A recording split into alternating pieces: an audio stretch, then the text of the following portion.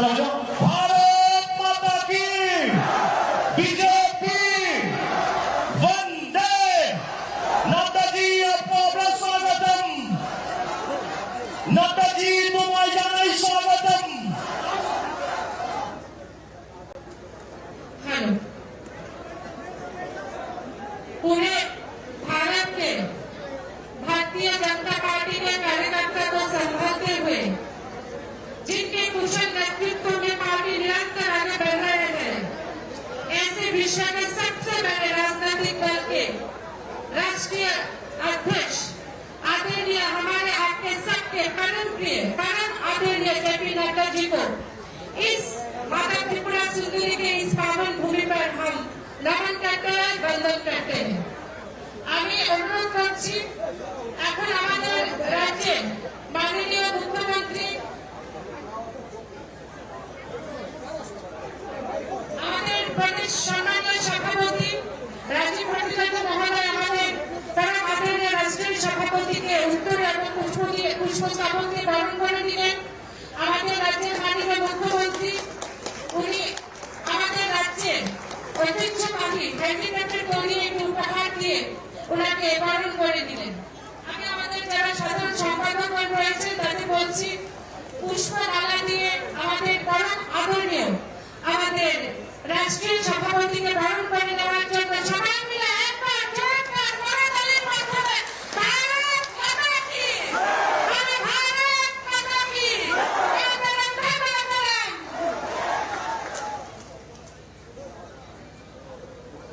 আমি এখন ভাষণ রাখার জন্য আমি অনুরোধ করব আমাদের প্রদেশ বিজেপির সম্মানীয় সভাপতি রাজীব ভট্টাচার্য মহোদয়কে। আমাদের রাজ্যের মাননীয় মুখ্যমন্ত্রী তথা প্রফেসর ডক্টর মানিক শাহ মহোদয়জিকে আমরা উত্তরীয় বরণ করে নেওয়ার জন্য অনুরোধ করব। আমাদের প্রদেশ বিজেপির সম্মানীয় সভাপতিকে আমি আলোচনা রাখার জন্য অনুরোধ করছি।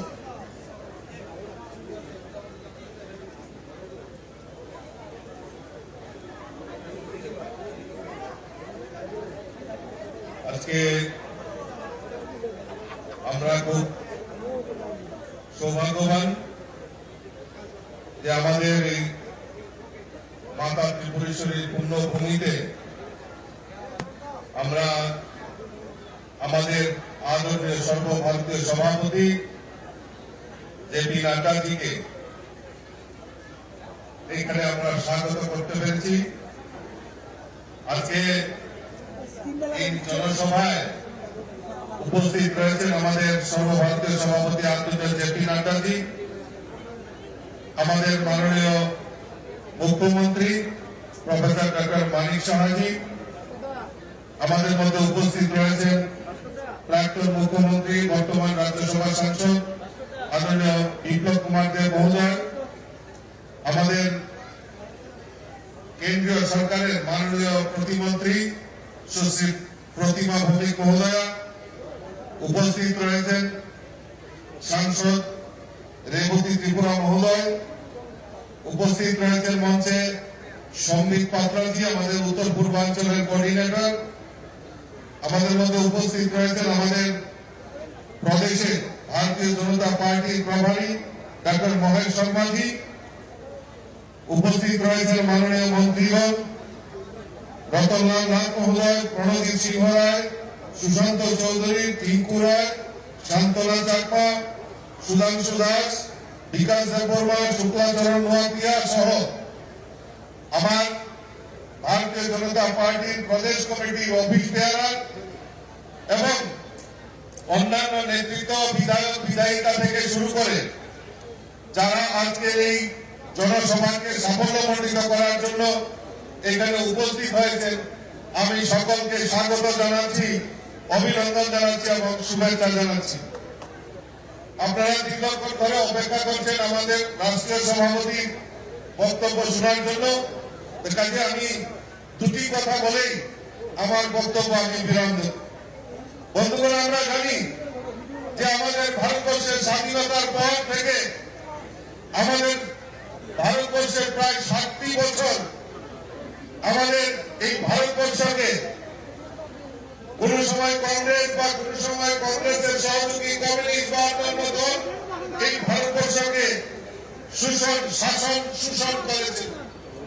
আর 2014 সালে আমাদের এই ভারতবর্ষের রাষ্ট্রনায়ক মোদীজির নেতৃত্বে যে মন্ত্রিসভা হয়, যশস্বী প্রধানমন্ত্রী নরেন্দ্র মোদীজির নেতৃত্বে যে মন্ত্রিসভা হয়, আর সেই আজকে 9 বছর পূর্ণের পর আমাদের ভারতবর্ষে প্রমাণিত হয়েছে আর শোষণ আর শাসন নয়, এখন সেবক এই ভারতবর্ষের দায়িত্ব নিয়ে কাজ করছে। তাই আজকে ভারতবর্ষের সকল অংশের মানুষের জন্য আমাদের দেশের যশস্বী প্রধানমন্ত্রী কাজ করছেন। বন্ধু, আমরা কোনদিনও ভাবতে পারিনি ভারতবর্ষের প্রধানমন্ত্রী মোদীজি আসার পর গরিবদের জিরো ব্যালেন্সে ব্যাংক অ্যাকাউন্ট করা, গরিবদের বাড়িতে প্রধানমন্ত্রী উজ্জ্বলা যোজনায় গ্যাসের কানেকশন, প্রত্যেক গরিবের বাড়িতে বিদ্যুতের কানেকশন, প্রত্যেক গরিবের বাড়িতে স্বচ্ছ ভারতের মিশনের মাধ্যমে শৌচালয় নির্মাণ, প্রত্যেক গরিবের বাড়িতে পাকা বাড়ি, প্রত্যেকের বাড়িতে পানীয় জলের ব্যবস্থা একমাত্র যশস্বী প্রধানমন্ত্রী নরেন্দ্র মোদীজি রয়েছেন বলেই, নরেন্দ্র মোদীজির মতো সেবক রয়েছেন বলেই আজকে গরিবদের ঘরে সেই সমস্ত সুযোগ সুবিধা পৌঁছে গেছে। আজকে আমরা সৌভাগ্যবান, আজকে দেশের কৃষকরা কিষাণ সম্মান নিধি, কৃষকদের উৎপাদিত সামগ্রী এমএসপি করে সরকারের ক্রয়, সেই ব্যবস্থা আমাদের ভারতবর্ষের প্রধানমন্ত্রী যশস্বী প্রধানমন্ত্রী নরেন্দ্র মোদীজি করেছে। তাই আমরা এই আমাদের দেশের যশস্বী প্রধানমন্ত্রী নরেন্দ্র মোদীজির 9 বছর কালকে আমরা গত 1 মাস ব্যাপী আমরা বিভিন্ন কর্মসূচির মাধ্যমে আমরা ভারতীয় জনতা পার্টি রাষ্ট্রীয় সভাপতি সিদ্ধান্ত নিয়েছে যে সমস্ত জায়গায় মানুষের কাছে বার্তা পৌঁছে দেওয়ার জন্য আমরা বিভিন্ন কর্মসূচি রূপায়িত করছি। আর তারই অঙ্গ হিসাবে আমাদের রাষ্ট্রীয় সভাপতি আজকে আমাদের এই ত্রিপুরা রাজ্য সফরে আজকের এই শান্তিবাজারে উনি উপস্থিত হয়েছেন, তাই উনাকে স্বাগত জানাচ্ছি। আমি আমার আলোচনার দীর্ঘায়িত করছি না, সবাইকে একবার আমি অনুরোধ করব করতালির মাধ্যমে আমাদের রাষ্ট্রীয় সভাপতি আদরণীয় জেপি নাড্ডাজিকে একবার করতালির মাধ্যমে স্বাগত করার জন্য সকলকে আবারও আন্তরিক অভিনন্দন এবং শুভেচ্ছা জানিয়ে স্বাগত জানিয়ে আমার কথা বলা শেষ করছি। বন্দে মাতরম, ভারত মাতা কি জয়। একবার আমার সঙ্গে মুষ্টি বন্ধ করে আমাদের রাষ্ট্র সভাপতি এখানে উপস্থিত হয়েছে, একবার মুষ্টি বন্ধ করে আমার সঙ্গে বলেন ভারত মাতা কি, ভারত মাতা কি, ভারত মাতা কি। সবাইকে নমস্কার। ধন্যবাদ আমাদের প্রদেশ বিজেপির সম্মানীয় সভাপতি রাজীব ভট্টাচার্য মহোদয়কে। এখন আমি আলোচনা রাখার জন্য অনুরোধ করছি আমাদের মাননীয় রাজ্যসভার সাংসদ তথা প্রাক্তন মুখ্যমন্ত্রী বিপ্লব কুমার দেব মহোদয়কে।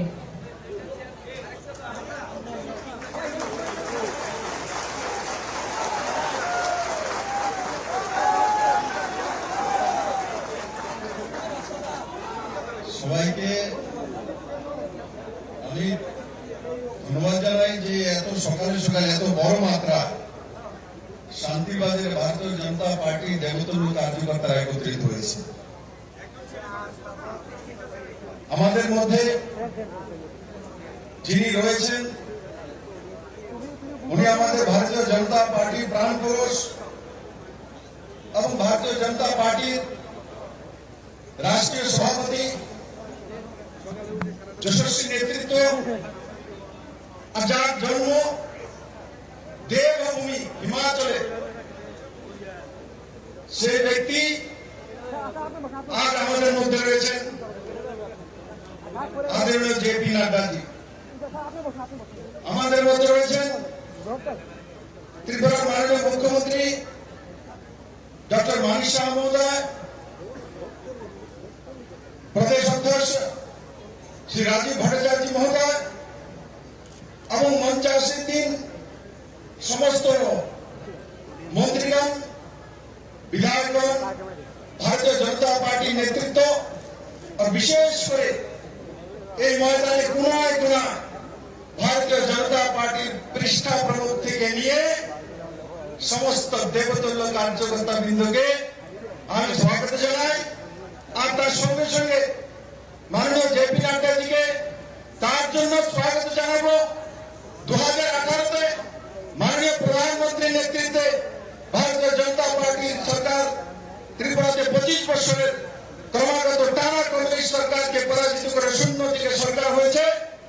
আর দ্বিতীয়বার মাননীয় প্রধানমন্ত্রীর নেতৃত্বে और नाड्डाजीর কৌশল ব্যক্তিত্বের মাধ্যমে ত্রিপুরাতে ভারতীয় জনতা পার্টির দ্বিতীয়বার সরকার প্রতিষ্ঠিত হয়েছে। আমি এই ময়দান থেকে মাননীয় জেপি নাড্ডাজিকে আশ্বস্ত করতে চাই, 2024-এর নির্বাচনে ত্রিপুরা ভারতীয় জনতা পার্টি আবার 2টি পদ্মফুল পাঠিয়ে মাননীয় প্রধানমন্ত্রীজিকে 9 বছর পূর্তি উপলক্ষে ত্রিপুরার মানুষ নিশ্চিত উপহার দেবে। আমি আমার ভাষণ দীর্ঘায়িত করব না। আমাদের মধ্যে মাননীয় জেপি নাড্ডাজি রয়েছেন। আমি একবার আমার সমস্ত কার্যকর্তাদের বলবো, একবার মুষ্টি বন্ধ করে হাত তোলেন উপরে, সবাই ডানে বামে যেখানে আছে চারু করে বলুন ভারত মাতা কি, জেপি নাড্ডা কি, জেপি নাড্ডা কি, মাননীয় প্রধানমন্ত্রী নরেন্দ্র মোদী কি। সবাইকে অনেক অনেক ধন্যবাদ। ধন্যবাদ মাননীয় বিপ্লব কুমার দেব মহোদয়কে। এখন আমাদের সকলকে সম্বোধন করবেন এই রাজ্যের জনপ্রিয় মুখ্যমন্ত্রী প্রফেসর ডক্টর মানিক শাহ মহোদয়।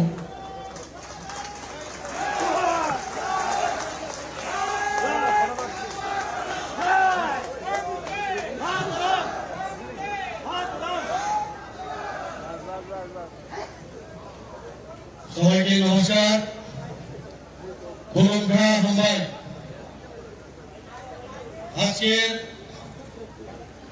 এই বিশাল যে জনসমাবেশ, সেই জনসমাবেশে মঞ্চে উপস্থিত আছেন আমাদের সবার প্রিয় আদরণীয় এবং আমাদের গার্জিয়ান ভারতীয় জনতা পার্টির সর্বভারতীয় সভাপতি মাননীয় জেপি নাড্ডাজি। উপস্থিত আছেন আমাদের ত্রিপুরা প্রদেশ বিজেপি মাননীয় সভাপতি শ্রী রাজীব ভট্টাচার্য মহোদয়। উপস্থিত আছেন যিনি একটু আগে ওনার মূল্যবান বক্তব্য এখানে রেখেছেন আমাদের ত্রিপুরা সরকারের প্রাক্তন মুখ্যমন্ত্রী এবং বর্তমান রাজ্যসভার এমপি শ্রী বিপ্লব কুমার দেব মহোদয়, উপস্থিত আছেন MOS social justice and employment Shrimati Pratibha Bhoumik মহোদয়া, উপস্থিত আছেন আমাদের সবার প্রিয় প্রাক্তন উপমুখ্যমন্ত্রী ত্রিপুরা সরকারের শ্রী যিশুদেব মহোদয়, উপস্থিত আমাদের মাননীয় প্রধানী ডক্টর মহেশ শর্মাজি এবং এখানে উপস্থিত আছেন আমাদের শ্রমিক পাত্রাজি, নর্থ ইস্টের কোঅর্ডিনেটর এবং সম্মানীয় ত্রিপুরা সরকারের সমস্ত মন্ত্রীগণ এবং আমার সামনে উপস্থিত আছেন আমাদের মাননীয় বিধায়ক, বিধায়িকাগণ এবং কর্পোরেটরগণ, মেয়র থেকে শুরু করে এখানে যারা এমনি আমাদের অন্যান্য যারা কার্যকর্তা এখানে উপস্থিত আছেন, সবাইকে আমি হার্দিক অভিনন্দন ও শুভেচ্ছা জানাচ্ছি। প্রিয় রাজ্যবাসী, দেশ আজ এক ঐতিহাসিক সুযোগের সন্ধিক্ষণ।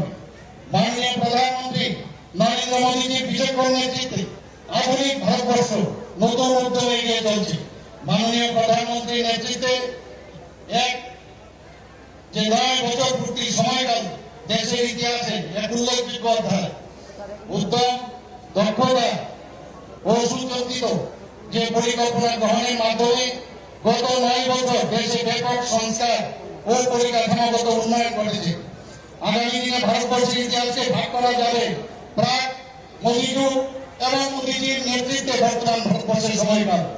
দেশের এই সময়কাল জনগণের কল্যাণ এবং সার্বিক উন্নয়নের সময়কাল হিসাবে চিহ্নিত হয়ে যাবে। দীর্ঘদিনের উপেক্ষিত অবহেলিত উত্তর পূর্বাঞ্চলে গত 9 বছর পেয়েছে অভূতপূর্ব উন্নয়নের সুযোগ। রেল, সড়ক, বিমান পরিষেবা থেকে শুরু করে সমস্ত উন্নয়নের ক্ষেত্রে আজকে ত্রিপুরা থেকে আরম্ভ করে পুরো নর্থ ইস্টার্ন যে রোড, সেটা দেশের অন্যতম উন্নয়নের কেন্দ্রবিন্দু। প্রধানমন্ত্রীর মার্গদর্শনে আমাদের রাজ্য গত 9 বছরের সময়কালে সার্বিক উন্নয়ন, আত্মনির্ভরতার ক্ষেত্রে অভূতপূর্ব সাফল্য এসেছে। আমি কিছু উল্লেখযোগ্য সাফল্য তুলে ধরছি। কৃষি ক্ষেত্রে রাজ্যে পিএম কিষাণ যোজনায় বার্ষিক 6,000 টাকা করে 2,47,000-এরও বেশি কৃষক আর্থিক সহায়তা পেয়েছে।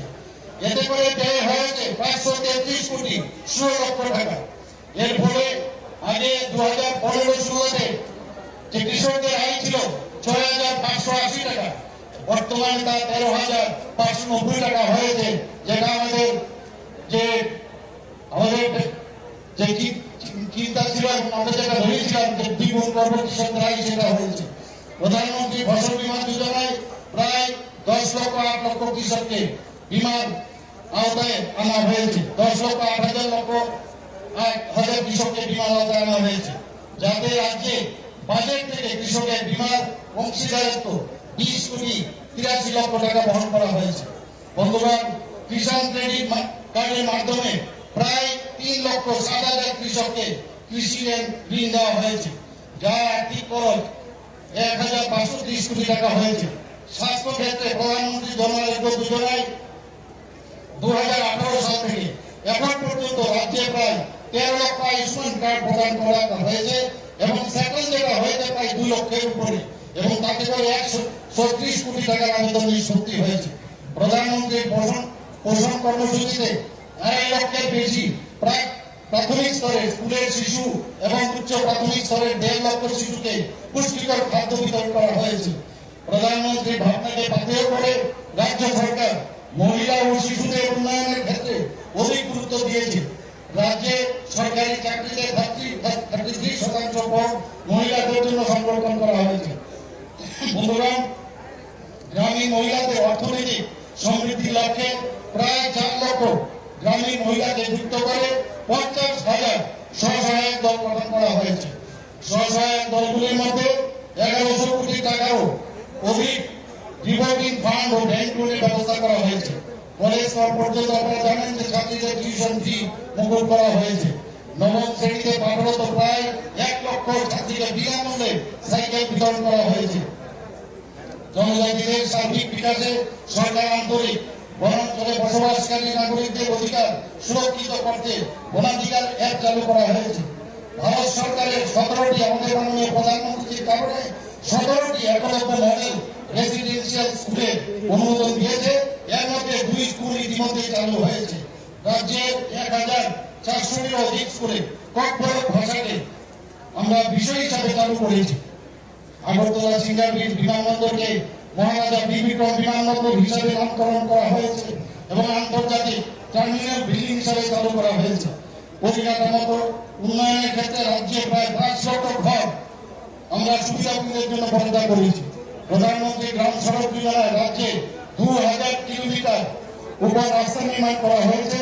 জল জীবন মিশনে রাজ্যে 4,30,000 উপর পরিবারকে পানীয় জলের সুযোগ দেওয়া হয়েছে। সৌভাগ্য প্রকল্প দীনদয়াল উপাধ্যায় গ্রাম জ্যোতি যোজনার অধীনে প্রায় 2,18,000 পরিবারে প্রায় 690 কোটি টাকা দেওয়া হয়েছে। বন্ধুগণ, মাননীয় প্রধানমন্ত্রীর এই ধরনের দূরদর্শী উদ্যোগের ফলে দেশ আজ 5 ট্রিলিয়ন অর্থনৈতিক লাভে উন্নতি হয়েছে। এই জনমন্ত্রী শাসন আরো অনেক বছর বজায় থাকুক এবং প্রতিটি স্বপ্নকে বাস্তবে পরিণত করার সুযোগ এনে দিন। আমাদের মাননীয় প্রধানমন্ত্রীর মার্গদর্শনকে পাথেয় করে এক ত্রিপুরা শ্রেষ্ঠ ত্রিপুরা করার লক্ষ্যে আমাদের রাজ্য উন্নয়ন কর্মযজ্ঞ অব্যাহত রয়েছে। সবাইকে অনেক ধন্যবাদ। নমস্কার। বন্দে মাতরম। ভারত মাতা কি জয়। ধন্যবাদ আমাদের রাজ্যের মাননীয় मुख्यमंत्री 2014 से 2024 एक स्वर्णिम काल जो लिखी जा रही है अपने प्रधानमंत्री के हाथों द्वारा, उस काल की गाथा को बयां करने के लिए अभी मैं विनम्रता से निवेदन करती हूँ अपने भारतीय जनता पार्टी के राष्ट्रीय अध्यक्ष आदरणीय जेपी नड्डा जी का। भारत माता की, भारत माता की।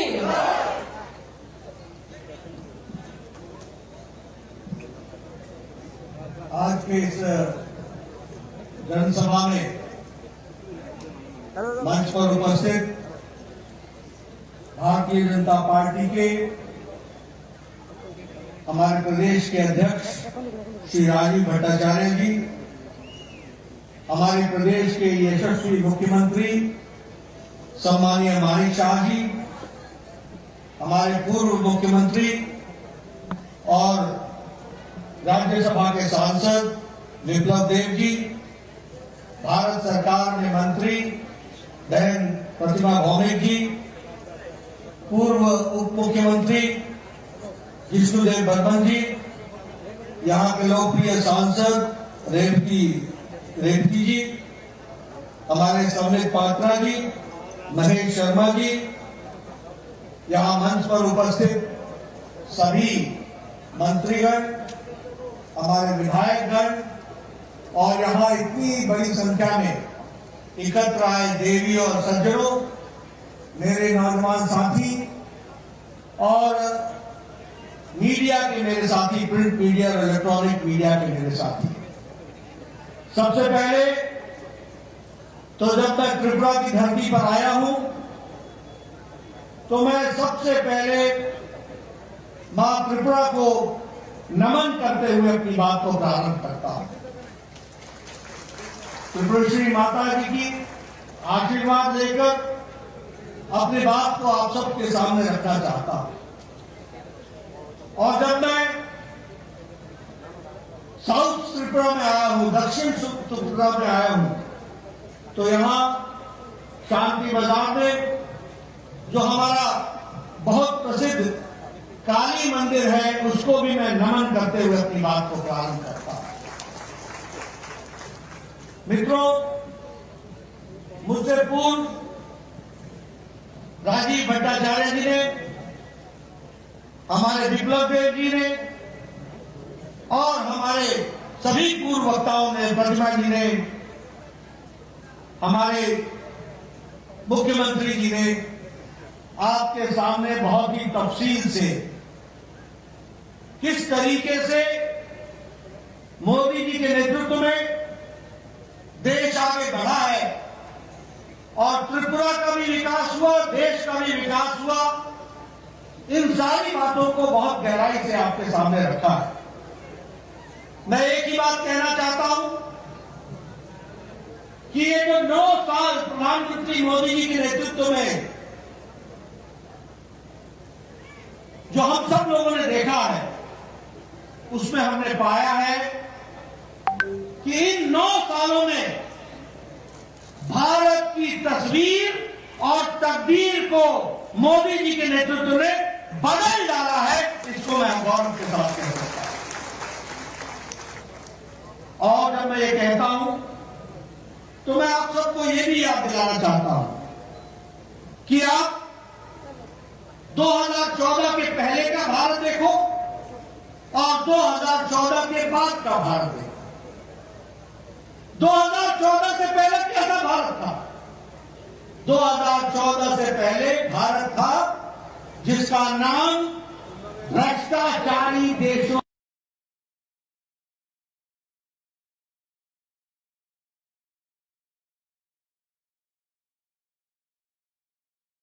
में सम्मिलित था। हम एक भ्रष्टाचारी देश कहलाते थे। हर दिन एक नया स्कैंडल, एक नया स्कैम, एक नया स्कैम। पनडुब्बी खरीदो तो घोटाला, हेलीकॉप्टर खरीदो तो घोटाला, गन खरीदो तो घोटाला, एरोप्लेन खरीदो तो घोटाला। ये आकाश में जो किरणों के माध्यम से ये 4G, 5G, 3G चलता है, इसमें भी घोटाला। खनिज में घोटाला, लोहे में घोटाला, कोयले में घोटाला। यानी यूपीए की सरकार ने 2014 में न जमीन छोड़ा, न आकाश छोड़ा, न पाताल छोड़ा, तीनों जगह भ्रष्टाचार ही किया। ये यूपीए की सरकार हमको देखने को मिली। ऊपर से निर्णय न लेना ही निर्णय है, पॉलिसी पैरालिसिस। उस समय का रक्षा मंत्री कहता था कि बॉर्डर पर सड़क न बनाना यही हमारा डिफेंस है, यही हमारी रक्षा है कि न सड़क होगी और न ही दुश्मन आ पाएगा। ये भूल जाते थे कि चाइना ने हमारे बॉर्डर तक सड़क बना ली है, उसको मिनट लगेगा घुसने में। लेकिन आज मोदी जी ने 13,125 किलोमीटर की सड़क बनाकर सारे बॉर्डर को सुरक्षित कर दिया है। ये भी हमको ध्यान रखना है। तो एक समय था भ्रष्टाचारी देश, निर्णय न लेने वाला देश, अनिर्णय की स्थिति में रहने वाला देश, वंशवाद से ग्रसित देश। और वहां से आदरणीय मोदी जी ने 2014 के बाद निर्णय लेने वाला देश, मजबूत देश, कड़वे फैसले करने वाला देश, आम आदमी को राहत मिल सके इसके लिए काम करने वाला देश बनाया। तो मोदी जी ने बनाया, इस बात को भी हमको ध्यान रखना चाहिए। और इसीलिए जहां भ्रष्टाचार था उससे देश को निकाल करके विकासवाद के साथ, जहां वंशवाद था तो वंशवाद से निकाल करके विकासवाद की ओर ले गए, जहां वोट बैंक की पॉलिटिक्स थी उस वोट बैंक की पॉलिटिक्स से निकाल करके देश को तरक्की की ओर ले जाने का काम और रिपोर्ट कार्ड की राजनीति को मोदी जी ने सामने ला करके खड़ा किया। इसलिए मोदी जी के नेतृत्व में नहीं सिर्फ सरकार बदली, सरकार के साथ साथ सरकार के काम करने की संस्कृति भी बदल डाली। इस बात को भी हमको ध्यान रखना चाहिए। रिपोर्ट कार्ड की राजनीति, आज यहां हमारे जो भी नेता खड़े होते हैं छाती ठोक के बोलते हैं, हमने ये कहा था, हमने ये किया है, हमने ये कहा था, हमने ये किया है, ये हम करेंगे, ये कर रहे हैं और ये भी करके देंगे। इस बात को कहा है तो भारतीय जनता पार्टी ने कहा। और इसीलिए जब हम विकास की बात करते हैं, आपको जान करके खुशी होगी कि सड़कों के लिए, रोड्स, नेशनल हाईवे के लिए, इंफ्रास्ट्रक्चर के लिए 18 लाख करोड़ रुपए 2014 से 2022 के बीच में खर्च हुआ है और इस साल 10 लाख करोड़ रुपए सिर्फ इंफ्रास्ट्रक्चर पर खर्च हो रहा है, सिर्फ इंफ्रास्ट्रक्चर पर खर्च हो रहा है। रेलवे लाइन, रोड, अब मैं अगर कंस्ट्रक्शन की बात करूं, एक समय में प्रतिदिन 12 किलोमीटर नेशनल हाईवे बनता था एक दिन, और आज 29 किलोमीटर प्रतिदिन नेशनल हाईवे बनाया जा रहा है। ये भी हमको ध्यान रखना चाहिए। उसी तरीके से नेशनल हाईवे पिछले 9 सालों में 54,000 किलोमीटर बने, 54,000 किलोमीटर, और त्रिपुरा में पिछले 6 सालों में 300 किलोमीटर नेशनल हाईवे बन करके तैयार हुआ है। ये भी हमको याद रखना है। ये जो अगरतला से शांति बाजार तक और ये जो साउथ त्रिपुरा है, अब ये नेशनल हाईवे है कि नहीं है? ये नेशनल हाईवे किसने दिया? 2016 में मोदी जी ने दिया और नितिन गडकरी जी ने काम करा करके ये भी आपको दिया, और आज 6 नेशनल हाईवे आज त्रिपुरा में उनका काम चल रहा है और वह आपको त्रिपुरा को दिया गया है। उसी तरीके से अगर हम बात करें तो 37,000 किलोमीटर रेलवे ट्रैक को इलेक्ट्रीफाई कर दिया गया है, यानी अब 37,000 किलोमीटर की सड़क रेलवे ट्रैक पर इलेक्ट्रिक की ट्रेन दौड़ती है, इलेक्ट्रिफिकेशन हो गया है। यह भी हमको ध्यान रखना चाहिए।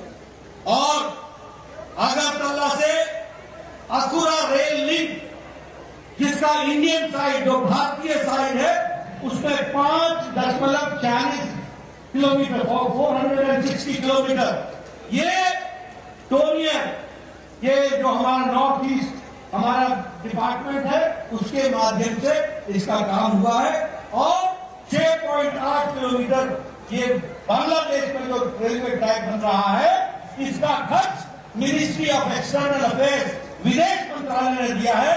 और अब अगरतला से कलकत्ता जाने का समय 31 घंटे से घट करके 10 घंटे हो जाएगा। ये विकास की नई कहानी की जा रही है। ये है बदलता भारत। पहले हम बांग्लादेश में के माध्यम से सोच नहीं सकते थे, आज हमने रेलवे ट्रैक के काम को आगे बढ़ाया। आपको जान करके खुशी भी होगी और आश्चर्य भी होगा। खुशी ये होगी कि आज 9 साल के अंदर 74 एयरपोर्ट बने हैं, 74 एयरपोर्ट, और उसके साथ साथ 70 साल में 74 एयरपोर्ट बने, और मोदी जी के नेतृत्व में 9 साल के अंदर 74 एयरपोर्ट बने हैं। ये भी हमको ध्यान रखना चाहिए। आज नॉर्थ ईस्ट में 7 नए एयरपोर्ट बन रहे हैं। सभी कैपिटल को जोड़ने का प्रयास हो रहा है, या कैपिटल के नजदीक एयरपोर्ट बनाने का इंतजाम हो रहा है। अगर हम गांव की सड़क बोले तो आपको जान करके आश्चर्य होगा, पिछले 9 साल में 3,28,000 सड़क ऑल वेदर रोड गांव को जोड़ने के लिए बनी है, और 61,000 गांव हैबिटेशन को पक्की सड़क से जोड़ने का काम पिछले 9 साल में हुआ।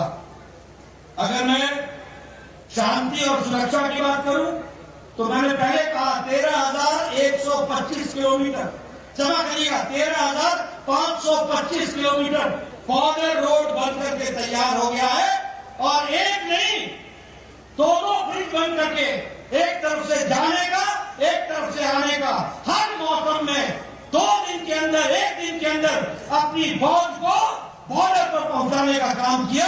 तो नरेंद्र मोदी जी ने किया, ये भी हमको ध्यान में रखना है। आप सबको मालूम ही है, हम नारा लगाते थे, एक देश में 2 निशान, 2 विधान, 2 प्रधान नहीं चलेंगे। जम्मू कश्मीर में धारा 370 लगी हुई थी। मोदी जी ने 6 अगस्त 2019 को पार्लियामेंट में खड़े होकर के अमित शाह जी की रणनीति ने काम किया, और मोदी जी की इच्छा शक्ति ने तय किया, और धारा 370 को धाराशाही कर दिया, और कश्मीर को संपूर्णता के साथ भारत से जोड़ दिया, ये भी हमको ध्यान रखना। उसी तरीके से अगर मैं बात करूं तो हमारे यहाँ विकास की दृष्टि से डिफेंस के प्रोडक्शन में 99% एक तो 7,500 करोड़ रुपए का जो प्रोक्योरमेंट है वो हुआ है, और उसी तरीके से 2,71,000 का 2022-23 में प्रोक्योरमेंट हो रहा है डिफेंस प्रोडक्ट्स का, और जिसमें से 99% भारत की इंडस्ट्री बना रही है। ये आत्मनिर्भर भारत की ओर जाने का विषय है। आपको मालूम होगा चाइना के साथ डोकलाम स्टैंड ऑफ हुआ, चाइना की फौजें खड़ी रही तो सामने भारत की फौज भी डट के खड़ी रही और उनको वहीं पर रोका, ये भी आपको मालूम। एयर स्ट्राइक, सर्जिकल स्ट्राइक, ये सब चीजें आप जानते हैं। कभी किसी भारत के प्रधानमंत्री ने कहा था कि तुमने बहुत बड़ी गलती कर दी है, तुमको इसका खमियाजा भुगतना पड़ेगा, घर में घुस करके मारेंगे, और ये था सर्जिकल स्ट्राइक जो आपने देखा, ये था एयर स्ट्राइक, ये भी आपने देखा। टेररिज्म का इसको कहते हैं कि नो टॉलरेंस, जीरो टॉलरेंस। अगर मैं बात करूं आत्मनिर्भरता की ओर, तो आज भारत AK-203 बनाने लगा है, असॉल्ट राइफल बनाने लगा है, उसी तरीके से प्रचंड हेलीकॉप्टर बनाने लगा है, उसी तरीके से INS विक्रांत भारत ने लड़ाकू जहाज बना करके दिखा दिया है, और भारत की फौज में वो बेड़ा में वो शामिल हुआ है, ये भी हमको ध्यान में रखना।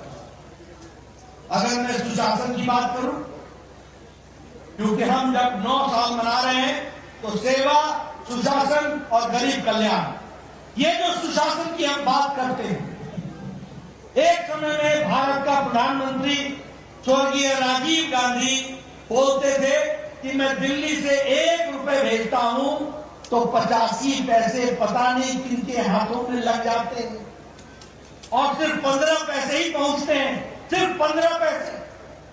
आज बदलता भारत मोदी जी के नेतृत्व में 22,40,000 करोड़ रुपए लोगों के खाते में, बैंक में पहुंचा दिया गया। ये बदलता भारत है, लोगों को डायरेक्ट बेनिफिट ट्रांसफर पहुंचाया गया। कितना? 22,40,000 लाख करोड़, जिसमें से 2,20,000 करोड़ रुपए, लाख करोड़ रुपए, ये जो पिलफरेज हो जाता था, ये जो बीच में बिचौलिए खा लेते थे, इसको भी रोकने का काम किया है। कितना? 2,20,000 लाख करोड़, इतना मोदी जी ने बचाया है डायरेक्ट बेनिफिट ट्रांसफर से। ये है सुशासन।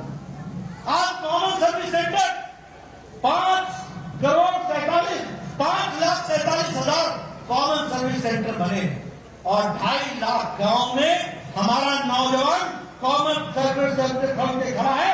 और आज किसी भी गांव में कॉमन सर्विस सेंटर में जाकर के भारत सरकार और त्रिपुरा सरकार की तमाम योजनाओं का उपयोग आप कर सकते हैं, और उससे आप डिजिटलाइजेशन के माध्यम से आप उसका उपयोग कर सकते हैं। बदलता भारत कैसा है? बदलता भारत ऐसा है जिसमें हम 10वें नंबर की आर्थिक व्यवस्था थे, 10वें नंबर की, और मोदी जी के नेतृत्व में जिस ब्रिटेन ने, जिस इंग्लैंड ने हमको 200 साल राज किया, उसको पछाड़ करके आज भारत 5वीं सबसे बड़ी अर्थव्यवस्था बन गई है। स्टील के मैन्युफैक्चर में, इस्पात के मैन्युफैक्चर में हम 4थे नंबर पर खड़े थे, आज हम 2रे नंबर पर खड़े हैं। अगर हम बात करें टॉय इंडस्ट्री में, आपको याद होगा मन की बात में मोदी जी ने कहा था कि विदेशी खिलौने मत खरीदो, भारत के खिलौनों पर विश्वास रखो। आपको जान करके खुशी होगी कि खिलौनों का खपत नहीं, खिलौनों का एक्सपोर्ट यानी दूसरे देशों को बेचने का काम भारत में तिगुना बढ़ गया है, 3 टाइम्स बढ़ गया है। और अब भारत खिलौने ले नहीं रहा है, खिलौने बाहर के देशों को बेच रहा है। यह परिस्थिति आगे खड़ी। उसी तरीके से जापान, जो गाड़ियों के लिए जाना जाता था, कार के लिए, उसको पिछाड़ करके अब Bharat 3rd largest market automobile की बन गई है, 3री लार्जेस्ट मार्केट ऑटोमोबाइल की बन गई। और उसी तरीके से फॉरेन डायरेक्ट इन्वेस्टमेंट हमारे यहाँ 84.8 बिलियन डॉलर्स फॉरेन का इन्वेस्टमेंट भारत में बढ़ा है। यह भी हमको समझने की जरूरत है। 50% हमारा इलेक्ट्रॉनिक गुड्स में एक्सपोर्ट बढ़ा है और इसी तरीके से हमारे विकास के नए नए आयाम बने हैं। आपको जानकर के खुशी होगी, आपने कभी सोचा था? मुझे कोई एग्जैक्ट नंबर नहीं मालूम, याद नहीं है, शायद मुझे समृद्धि बता दे, लेकिन शायद 470 एयरबस हमने ऑर्डर किया है। 470 एयरबस भारत में ऑर्डर किया है। 470। कभी आपने सोचा है हवाई चप्पल वाला हवाई जहाज में घूमेगा? ये कल्पना मोदी जी ने करके दिखाई है। आखिर ये 470 एयरबस क्यों खरीदे जा रहे हैं?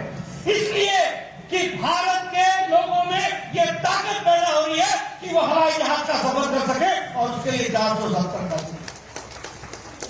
और ये जब 470 बसें खरीदी जा रही है तो जो बाइडेन कहते हैं क्या एक लैंडमार्क ऑर्डर अमेरिका को मिला है। इससे हमारे 44 स्टेट्स के लोगों में एम्प्लॉयमेंट बढ़ेगी। ये जो बाइडेन कहते हैं भारत अमेरिका के राष्ट्रपति। उसी तरीके से रोल्स रॉयस के जो इंजिन हैं वो एयरबस खरीदेगा और इसके लिए यूके के प्रधानमंत्री ये कहते हैं कि समय 2050 तक भारत दुनिया की तीसरी सबसे बड़ी अर्थव्यवस्था बन जाएगी। ये ऋषि सुनक बोलते। और उसी तरीके से हमारे विकास के दृष्टि से इकोनॉमिक पावर के रूप में उनको प्रोजेक्ट किया जाता है, वो भी हमको देखने को मिलता है। मित्रों, मैं यहां आप लोगों को क्लियर कर देना चाहता हूं और मैं चाहता हूं मेरे आंकड़े मीडिया वाले नोट कर लें और सही मायने में भारत की तस्वीर लोगों के सामने रखें। ये जो कांग्रेसी भाई है ना और ये सीपीएम के ये अनपढ़ लोग, क्षमा करिएगा मैं सब बोल रहा हूं अनपढ़, इनको पढ़ाई लिखाई से कोई वास्ता नहीं है। जहां खड़े होते गरीबी बेरोजगारी, अरे रोजगार के बारे में तुमने बता दिया। आज 5th लार्जेस्ट इकोनॉमी बन गई है। अगर रोजगार नहीं होता तो ये इकोनॉमी कैसे बनती? अगर हम सबसे बड़ी इकोनॉमी बनने की तरफ बढ़ रहे हैं तो रोजगार के साधन देने का काम भी भारत कर रहा है, ये हमको समझना चाहिए। लेकिन इन अनपढ़ लोगों को मैं बताना चाहता हूं, दुनिया में कोरोना आया, देश में दुनिया में सब जगह मंदी हुई, दुनिया में रूस का और यूक्रेन का झगड़ा हुआ और ये सप्लाई चेन सबका टूटा, सभी को आर्थिक समस्या आई। लेकिन इस आर्थिक समस्या में मैं आपको बताना चाहता हूं, भारत दुनिया का फास्टेस्ट ग्रोइंग इकोनॉमी है। ये सबसे तेज गति से आर्थिक व्यवस्था को बढ़ाने वाला जीडीपी का देश है, ये भी समझो। और मैं कहने के लिए नहीं कह रहा हूं, नोट कर ले मेरे मित्र पत्रकार भाई, इंडिया की जीडीपी है 8.7% के हिसाब से ग्रो कर रही है। 8.7%। मॉर्गन स्टैनली ये बैंक अपनी रिपोर्ट में कहता है कि भारत की अर्थव्यवस्था सबसे मजबूत है दुनिया में। ये मॉर्गन स्टैनली बोलता है सबसे मजबूत है। और ऑस्ट्रेलिया की विकास दर क्या है, जीडीपी क्या है? 2.2, India 8.7, Australia 2.2%, Germany 2.6%, south Korea 4.1%, Canada 4.5%, Brazil 4.6%, south Africa 4.9%, USA United states of America 5.9%, France 6.8%, United kingdom 7.5% और इंडिया 8.7% पे खड़ा है। ये हमको जानना है। अब मैं अगर महंगाई की बात करूं, इन्फ्लेशन की बात करूं, ये अनपढ़ कांग्रेसी भाइयों को समझा देना कि महंगाई बोलते हैं ना, इनकी महंगाई हमने देखी है। आप बड़े महंगे हो गए हो आज, आपको नहीं पता चलता कि सच्चाई क्या है। मैं आपको बताना चाहता हूं, इन्फ्लेशन इंडिया 4.2% पर खड़ा है, यूनाइटेड स्टेट्स 4.9% पे खड़ा है, फ्रांस 5.1% पर खड़ा है, यूरो एरिया 6.1% पर खड़ा है, ऑस्ट्रेलिया 7% पर खड़ा है, इटली 7.69% पर खड़ा है, यूनाइटेड किंगडम 8.7% पर खड़ा है। और खाद्य सामग्री का इन्फ्लेशन, महंगाई, खाने के सामान की महंगाई, वो भी जोड़ लो, इंडिया 2.9% पर खड़ा है, 2.91। यूएस, यूनाइटेड स्टेट्स अमेरिका 6.7% पे खड़ा है।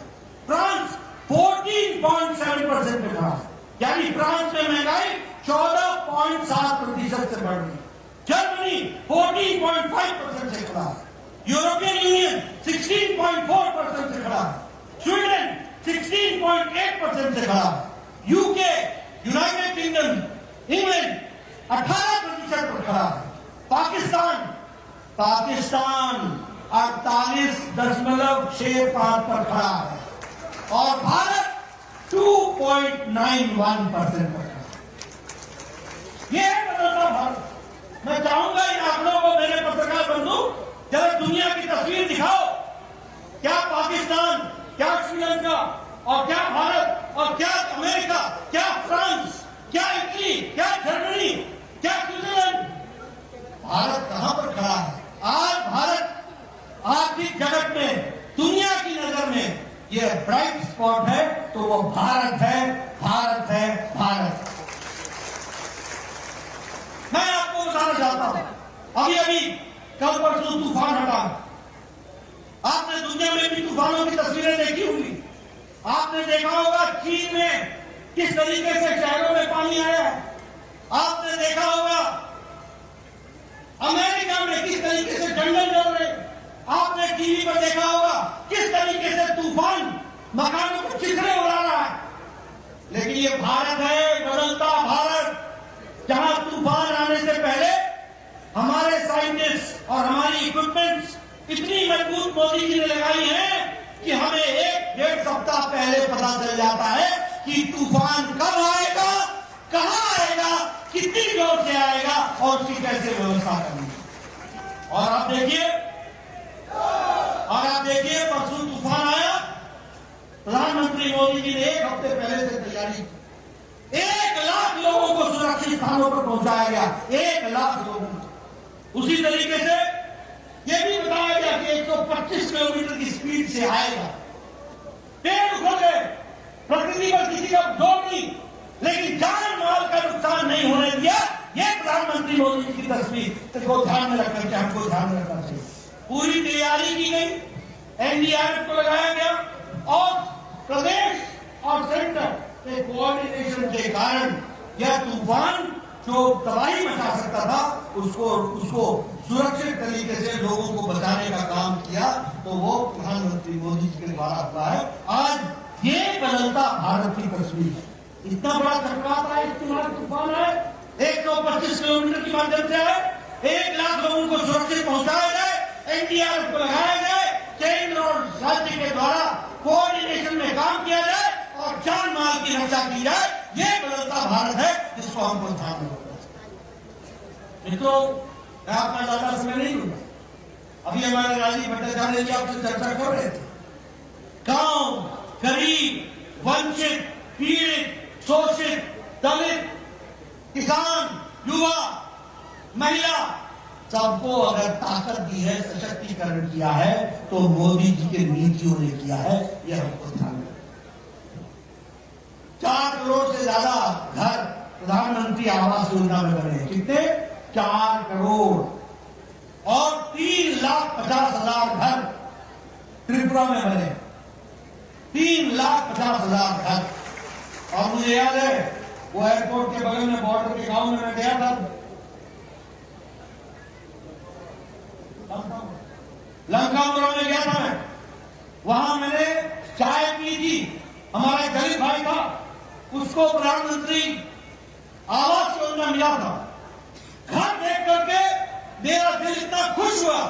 2 कमरे, बेडरूम, 1 किचन अलग से, 1 शौचालय अलग से, किचन में गैस का चूल्हा, सामने कोर्टयार्ड, ऊपर छत, पक्का मकान, और घर का मालिक नहीं, मालकिन उसकी मालिक। यह है प्रधानमंत्री आवास योजना, यह है महिला सशक्तिकरण। कितना दिया? 4 करोड़ घर, 3,50,000 त्रिपुरा में। मित्रों, ये जो हमारे एमएलए साहिबान बैठे हैं ना, ये बड़े खुशनसीब हैं कि इनको प्रधानमंत्री मोदी जी जैसा मिला है। मैं 1993 में 1993 में पहली बार एमएलए बन गया था। मैं आपको घटना सुनाना चाहता हूं। मेरा वीडियो आता था मेरे पास, नड्डा साहब आपको खुशखबरी सुनानी है, मेरा सुनो।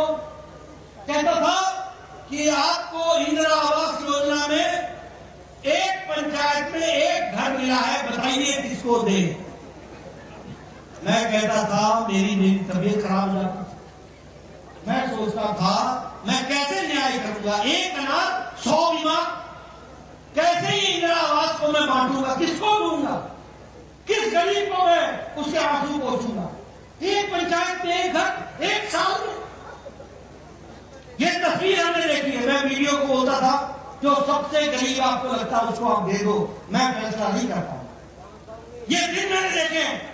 और आज ये कुछ नसीब लोग हैं जो 4 करोड़ प्रधानमंत्री आवास योजना में एक एक पंचायत में 20-20 घर देने के हकदार बनते हैं और गरीबों का भला करते हैं। ये हमको समझ। उसी तरीके से आज 11 करोड़ शौचालय बन गए, 12 करोड़ शौचालय बन गए। गांव में बहनें चूड़ियों में और सूर्यास्त का इंतजार करती हैं। आपने वो दिन याद नहीं है। सिर्फ दैनिक नित्य कर्म के लिए उनको इंतजार करना पड़ता था और झुंड के झुंड एक साथ वो गांव से बाहर निकलती थी अपने दैनिक नित्य कर्म के लिए। आज 11 करोड़ से ज्यादा घर शौचालय इज्जत घर बने। ये इसका मतलब ये समझो कि कैसा भारत था 9 साल पहले, जहां 11 करोड़ बहनें अपनी इज्जत के लिए मोहताज थी। उनको अगर इज्जत देने का काम किया तो नरेंद्र मोदी जी ने किया। ये भी हमको ध्यान में रखना। अगर हम बात करें आयुष्मान भारत का, और यहां भी आपने स्कीम चलाई, उस स्कीम का नाम क्या है? आयुष्मान भारत। ये सब जितने बैठे हैं एमएलए एमपी, इस जितने, इन सब लोग आज से 7-8 साल पहले चिट्ठी लिखा करते थे, प्रधानमंत्री जी मेरे इलाके में फलाना निवासी फलाना बहुत गरीब है, इसका बाईपास सर्जरी होनी है, 2 लाख रुपए लगना है, कृपया प्रधानमंत्री राहत कोष से देने की कृपा करें। लिखते थे कि लिखते थे?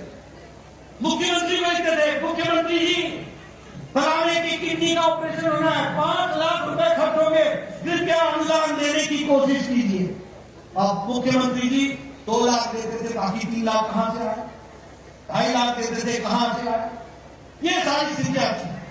लेकिन मोदी जी ने 10 करोड़, मेरे पत्रकार भाई नोट कर लेना, 10 करोड़ 74 लाख परिवार, 50 करोड़ लोग, गरीब लोग, जाति के आधार पर नहीं, काम के आधार पर गरीब लोग।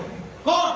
रिक्शा वाला, रेडी वाला, रेडी वाला, सब्जी वाला, ठेले वाला, बस का ड्राइवर, बस का क्लीनर, बाल काटने वाला, कूड़ेदान से प्लास्टिक इकट्ठे करने वाला, ऐसे गरीब लोगों को, 50 करोड़ लोगों को 5 लाख रुपए प्रति वर्ष हेल्थ कवरेज देने का काम, स्वास्थ्य के गंभीर बीमारियों से लड़ने के लिए देने का काम किया तो मोदी जी ने।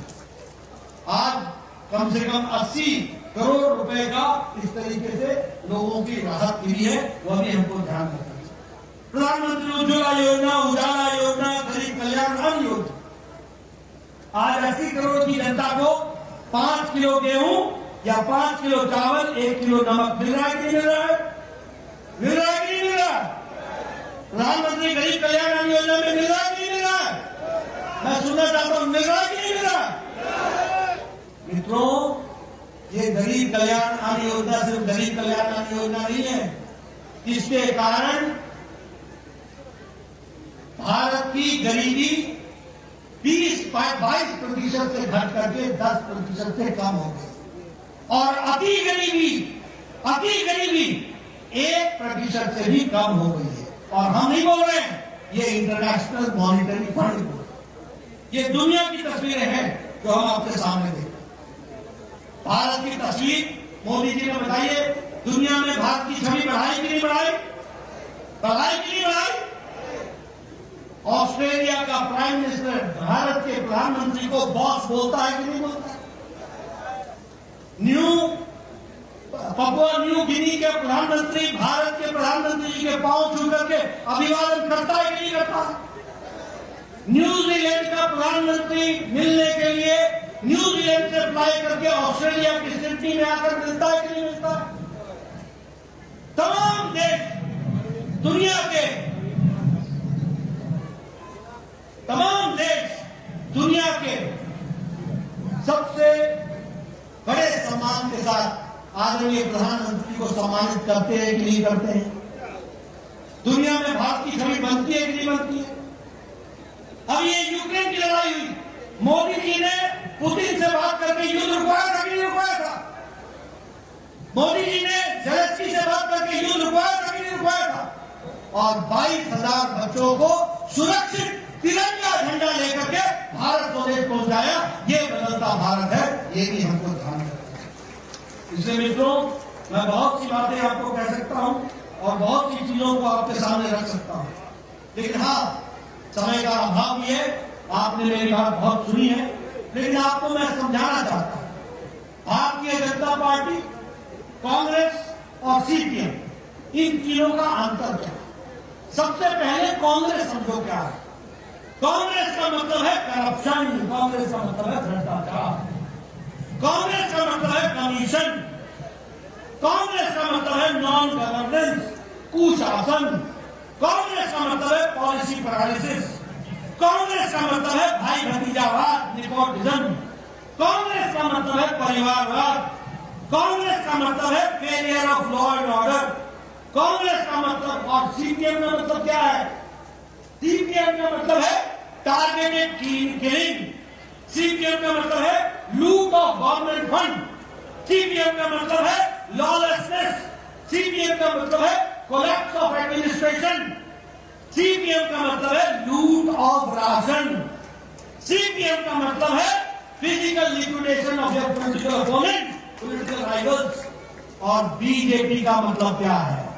बीजेपी का मतलब है डेवलपमेंट, बीजेपी का मतलब है हाईवे, बीजेपी का मतलब है रेलवे, बीजेपी का मतलब है एयरवे, बीजेपी का मतलब है इंटरनेट, बीजेपी का मतलब है विकास, बीजेपी का मतलब है इंफ्रास्ट्रक्चर, बीजेपी का मतलब है शिक्षा, बीजेपी का मतलब है स्वास्थ्य, बीजेपी का मतलब है गरीब कल्याण, बीजेपी का मतलब है गरीब सशक्तिकरण, बीजेपी का मतलब है महिलाओं का उत्थान, बीजेपी का मतलब है युवाओं को ताकत देना, बीजेपी का मतलब है सबका साथ, सबका विकास, सबका विश्वास, सबका प्रयास।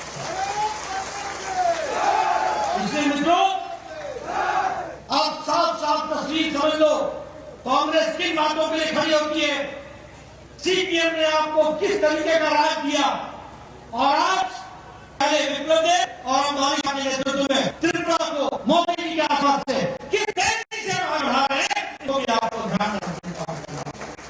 आपका ज़्यादा समय लेता हुआ आपको 9 साल की बधाई भी देता हूं, और ये ध्यान रखिए कि हम लोग देश को मजबूती लाने के स्पिरिट लानी होगी, मोदी जी को ताकत देना होगा, भारतीय जनता पार्टी को मजबूती देनी होगी, कमल को खिलाना पड़ेगा, और कमल को खिला करके त्रिपुरा को आगे बढ़ाएंगे, देश का योगदान बढ़ाएंगे, देश को आगे बढ़ाएंगे।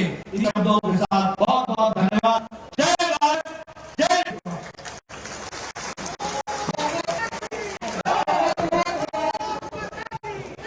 हमारे राष्ट्राध्यक्ष जी का बहुमूल्य भाषण के माध्यम से आज की जनसभा यहीं पर समाप्त होती है, और हम सब आशा करते हैं कि आकर इस माता सुंदरी की भूमि पर बागान हो, और हम सबको इस तरह से प्रेरणा मिले और हम सब आगे बढ़े हैं। बहुत बहुत धन्यवाद। Thank you.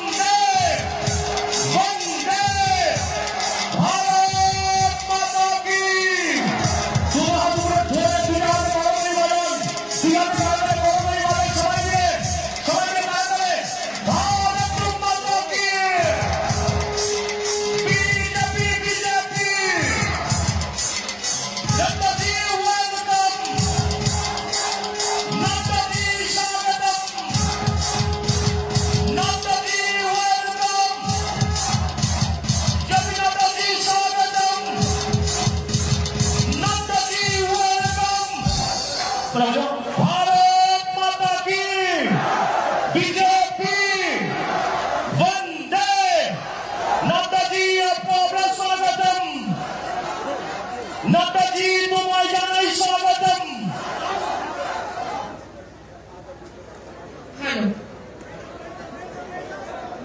पूरे भारत के भारतीय जनता पार्टी के कार्यकर्ता को संभालते हुए जिनके कुशल नेतृत्व में पार्टी निरंतर आगे बढ़ रहे हैं, ऐसे विश्व के सबसे बड़े राजनीतिक दल के राष्ट्रीय अध्यक्ष आदरणीय हमारे आपके सबके परम प्रिय परम आदरणीय जेपी नड्डा जी को इस माता त्रिपुरा सुंदरी के इस पावन भूमि पर हम नमन करते हैं, वंदन करते हैं। আমি অনুরোধ করছি এখন আমাদের